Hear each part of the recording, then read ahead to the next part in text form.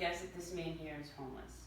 His name is Jermichael Lewis, and he was abused daily by his siblings, beating him and leaving bruises and cuts and scars on his head. His mother was a drug addict and was not able to take care of her children, and as a result, his older siblings took out their aggression out on him. He is one of many young men and women that shared their story at the 4th annual Covenant House Sleepout, which is held every November to increase awareness on the homeless. Born and raised here in New Orleans, I have witnessed the current homeless situation in our city. I work downtown and attend school mid-city, and as a result, I encounter numerous homeless people on the streets and under the bridges. I've also lived in Florida for 15 years, where homeless people do exist, but the problem is not so prevalent out in the streets. And I'm sure that many of you as well have seen homeless people out in the streets, begging for spare change and food. And I'm also sure that, just like myself, you've lended a helping hand every now and then.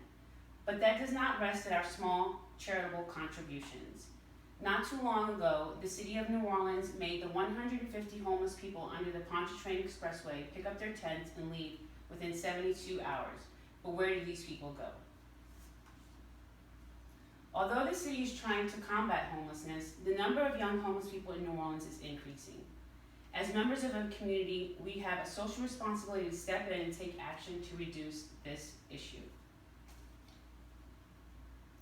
Today, I will discuss briefly homelessness and why it occurs.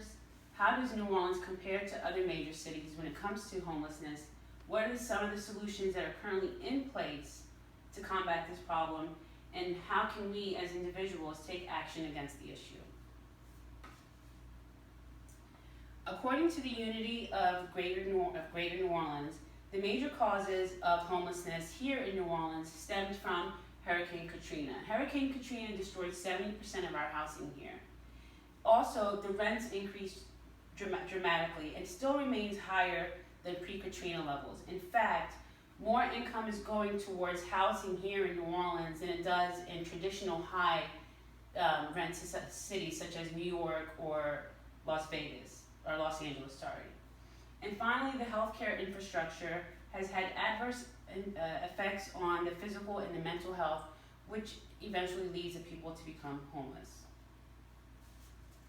According to the Department of Housing and Urban Development, an estimate of 6 million poor families spend more than half of their income on housing, and federal funding of housing has been declining every year since 2000.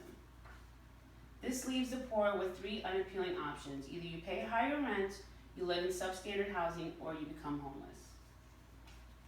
The executive director of the Unity of Greater New Orleans, Martha Kegel, said the number of homeless people in New Orleans is far outstripping the amount of homeless shelters that we have available. The 3 largest homeless shelters in New Orleans are the first one, the New Orleans Mission, which has a stay of a maximum of 21 days if you're not enrolled in one of the shelter services programs.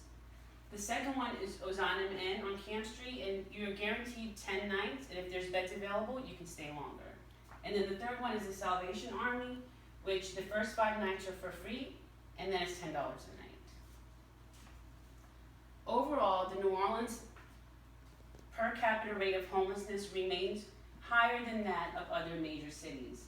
New Orleans is 46.9 out of 10,000 people are homeless, where when we look at Baltimore, it's 41.2, Detroit, 40.5, and Chicago, which is a really large city, is 23.1.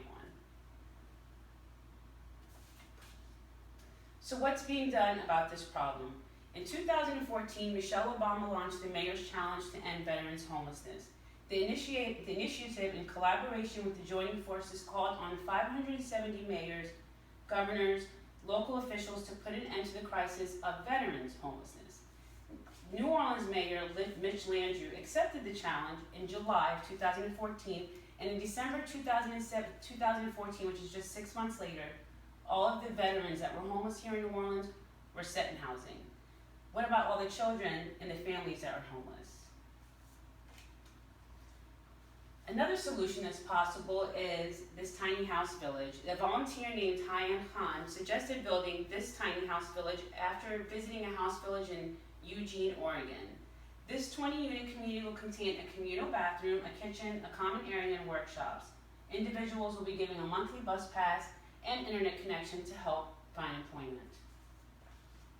Another resolution is the redevelopment of the VA hospital in downtown New Orleans into a low barrier homeless shelter.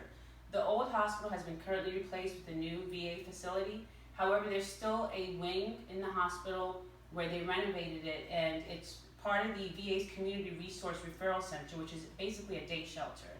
So the plan is the downtown development district, also along with city officials, plan to build on the top floor a 100-bed shelter, which should be 24/7, and no admission fee needs to be paid or a sobriety test needs to be required to take shelter there.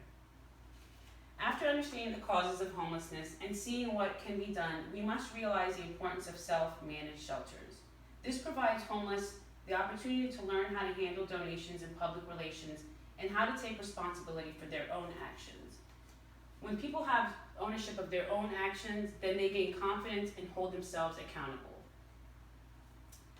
I would like to begin my conclusion with a quote by Dennis Kucinich, which he addressed how America needs to focus on their domestic problems rather than trying to combat the world's issues.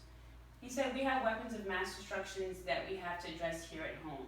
Poverty is a weapon of mass destruction. Homelessness is a weapon of mass destruction. Unemployment is a weapon of mass destruction." We all can take little steps to create a positive change. For example, to get to know a homeless person. Stop saying victim, because usually the homeless people are actually a victim of something that has happened to them, where they have lost job or gotten into a divorce, etc., and they don't have employment and end up in a shelter. A third way is you can volunteer at a homeless shelter. Fourth, you can help build a house through the Habitat for Humanity. And finally, you can encourage local businesses to build housing for our future. And that concludes my presentation.